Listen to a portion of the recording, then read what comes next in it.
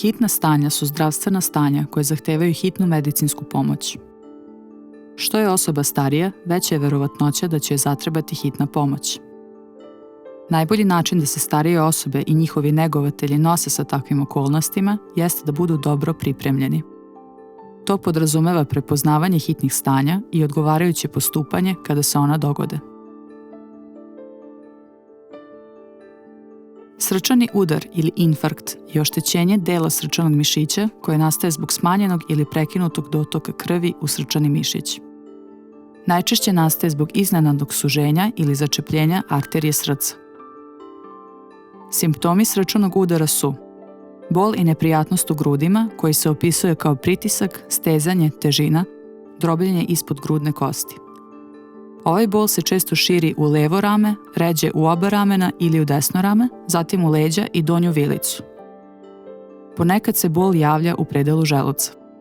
Osoba je preplašena, bleda, oblivena hladnim znojem. Mogu se javiti mučnina i povraćanje, neobjašnjiv umor i opšta slabost i ovi simptomi su češći kod žena. Postupak kod sumnje na srčani udar. Osobu staviti da miruje u udobnom polusedećem položaju, utopliti je i umiriti. Obavezno pozvati hitnu medicinsku pomoć kod svake sumnje na srčani udar.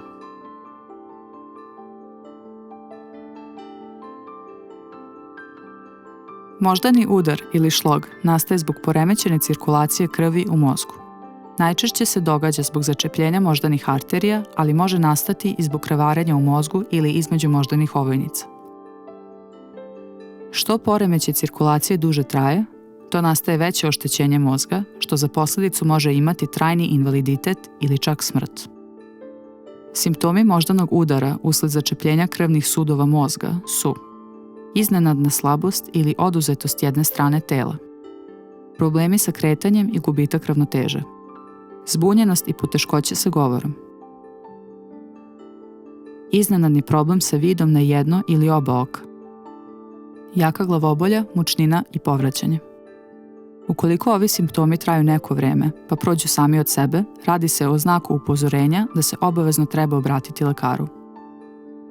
Simptomi moždanog udara usled izliva krvi u mozak su nagli gubitak svesti i koma, otežano disanje, oduzetost jedne strane tela, različita širina zenica desnog i levog oka, nemogućnost zadržavanja stolice i mokraće. Postupak kod sumnje na moždani udar. Osobu staviti u ležeći položaj sa blago podignutom glavom i ramenima. Glavu treba okrenuti na onu stranu koja je oduzeta, a osobu utopliti i umiriti. Ako je osoba bez svesti, treba je okrenuti u bočni položaj. Ne sme se davati nikakva hrana i piće. Pozvati hitnu medicinsku pomoć.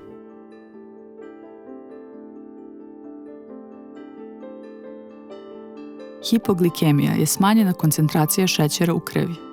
Može se javiti iz različitih razloga, uključujući gladovanje i iscrpljenost. Kod starijih osoba koje se leče od šećerne bolesti može nastati zbog pogrešnog lečenja lekovima ili insulinom. Simptomi hipoglikemije su slabost, nesvestica, oblivenost hladnim znojem, bleda i hladna koža, drhtavica. Postupak kod sumnje na hipoglikemiju. Ako je osoba pri svesti, treba joj dati šećer u vidu slatkog soka, kocke šećera, čokolade, bombone i sl. Ako se stanje ne poboljša posle 15 minuta, treba potražiti medicinsku pomoć. Ako je osoba u nesvesti, treba je okrenuti u bočni položaj i pozvati hitnu medicinsku pomoć.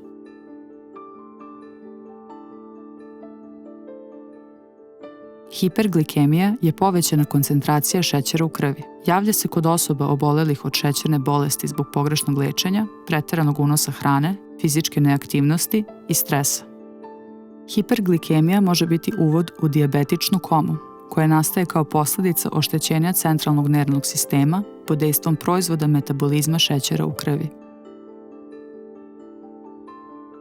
Simptomi hiperglikemije su jaka žeđ i obilno mokrenje, crvena suva koža smanjene elastičnosti, dah ima miris acetona, gubitak apetita, apatija, glavobolja, bolovi u mišićima, smetnje svesti, sve do gubitka svesti i kome. Postupak kod sumnje na hiperglikemiju. Ako niste sigurni da li je osoba u hipoglikemiji ili hiperglikemiji, dajte joj šećera i tečnosti i pratite stanje. Ako se ne poboljša za 15 minuta, potražite medicinsku pomoć. Ako je osoba u nesvesti, treba je okrenuti u bočni položaj i pozvati hitnu medicinsku pomoć.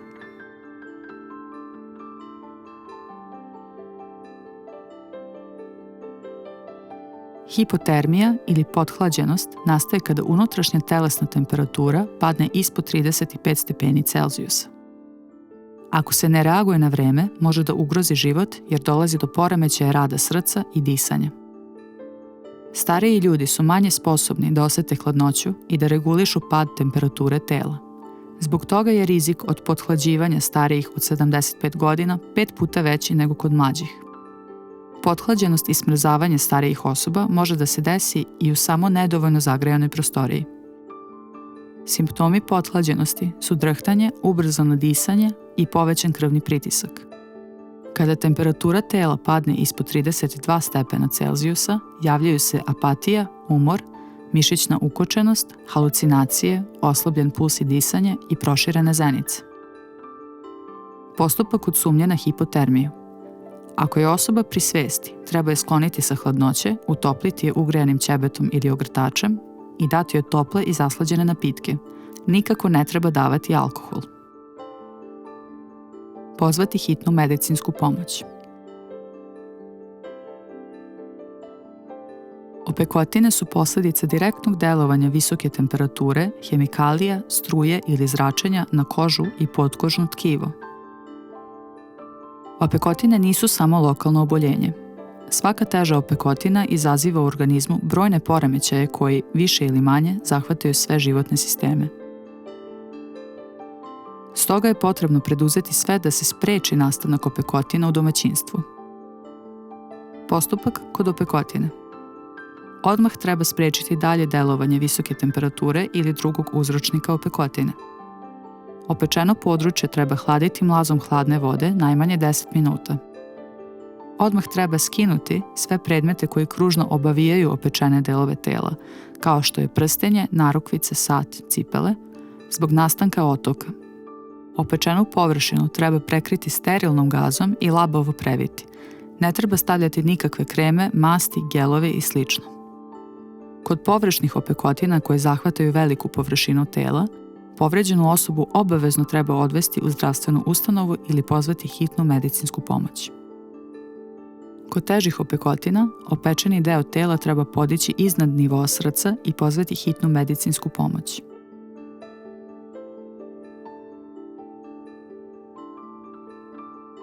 Prelomi kostiju kod starijih osoba najčešće nastaju kao posljedica pada.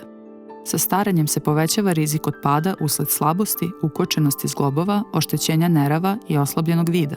Kod osoba sa osteoporozom, najčešće žena, lomovi se javljaju čak i posle manjih povreda. Postupak kod preloma kosti. Kod otvorenog preloma i krvarenja najpre treba zaustaviti krvarenje, pritiskom preko sterilne gaze na mesto krvarenja. Treba sprečiti da se povređeni deo tela pokreće. U tom cilju treba imobilisati 2 susedna zgloba, za šta se koriste udlage, daščice, letve ili deblji karton. Pozvati službu hitne medicinske pomoći ili, kod lakših preloma, pacijenta prevesti u nadležnu zdravstvenu službu.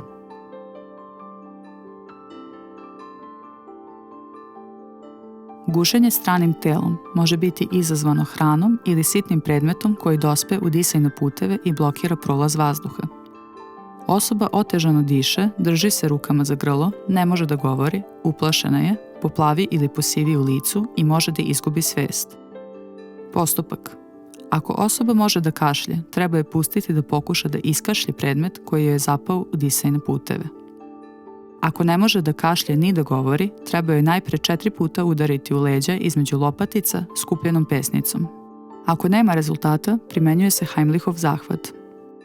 Heimlichov zahvat kod osobe koja je pri svesti vrši se tako da se stane iza leđa osobe koje se guši i rukama obuhvata njen struk. Stisnuta šaka jedne ruke stavlja se na trbuh i to na sredinu između pupka i vrha grudne kosti. Drugom rukom uhvati se stisnuta šaka i napravi snažan i brz pritisak na trbuh, prema sebi i na gore. Ovi pritisci se ponavljaju dok se ne izbaci strano telo.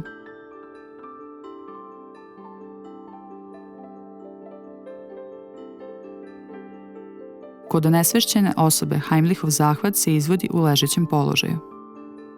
Kod gojaznih osoba primenjuje se pritisak na grudni koš. Spasilac stoji iza žrtve gušenja i svojim rukama obuhvata njen grudni koš. Mekani deo dlana šake stavlja na grudnu kost, 3 poprečna prsta iznad njenog vrha, drugom rukom prihvata šaku koja leži na grudnoj kosti i napravi snažan pritisak na nju.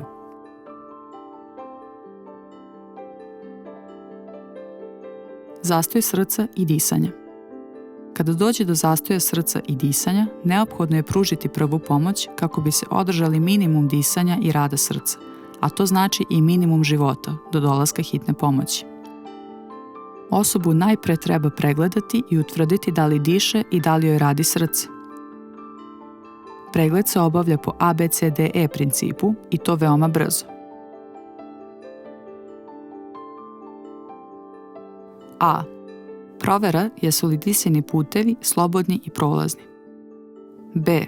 Provera da li osoba diše, tako što mu se zabaci glava i stavi obraz ispred njegovih usta i nosa. Uhom i obrazima može se osjetiti i najmanje strujanje daha, a istovremeno se posmatra grudni koš da se vidi da li postoje disajni pokreti. C. Provera da li radi srce, opipavanjem pulsa nad velikim arterijama, najčešće na vratu. Napipa se Adamova jabučica, pa se prsti spuste uz njen rub u dubinu između grkljana i mišića vrata. Jagodicama prstiju se osjeti da li ima pulsa, to jest da li srce kuca. D. Provera stanja svesti. Vrši se laganim protresanjem tela osobe i upućivanjem nekoliko pitanja. Ako nema odgovora, osoba je u nesvesti. E. Omogućavanje nesmetanog pristupa svim delovima tela osobe, uklanjanjem odeće. Postupak kod zastoja srca i disanja. Odmah pozvati hitnu medicinsku pomoć. Do dolaska ekipe hitne medicinske pomoći treba pružiti veštačko disanje i masažu srca. Veštačko disanje se izvodi tako da se glava unesrećenog zabaci unazad, a brada podigne naviše. Jednom rukom se zatvori nos unesrećenog, a drugom se pridržava brada tako da usta budu otvorena. Vazduh se duboko udahne, a ustima se obuhvate usne unesrećenog i vazduh se uduva u disajne puteve. Pritom treba gledati da li se pomera grudni koš. Masaža srca se izvodi tako što se na donji deo grudne kosti unesrećenog postavi koren jedne šake, a druga se šaka stavi preko nje. Zatim se grudni koš ritmično pritiska oko 100 puta u 1 minuti, koristeći težinu gornjeg dela tela. Odnos veštačkog disanja i masaže srca je 2:15. Na 15 pritisaka grudnog koša treba 2 puta udahnuti vazduh. Ukoliko osoba ne diše, a srce joj radi, treba joj dati veštačko disanje.